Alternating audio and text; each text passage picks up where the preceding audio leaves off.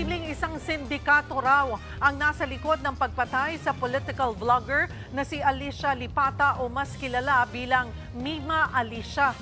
Ayon sa PNP, matibay na ang kaso laban sa dalawang natukoy na suspect. Pero kumakala pa sila ng mga ebidensya para malaman ang eksaktong motibo ng mga salarin.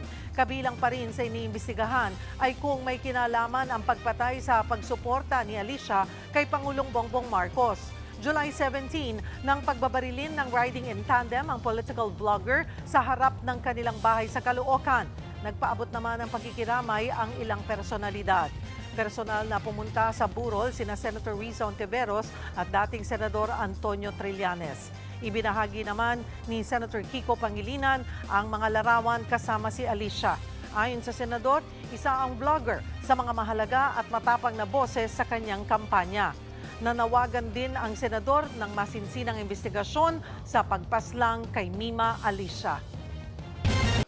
Mga kapatid, Cheryl Cosing po. Maging maalam at may pakialam sa mga napapanahong issue at headlines. Mag-follow at mag-subscribe na sa social media pages ng News 5.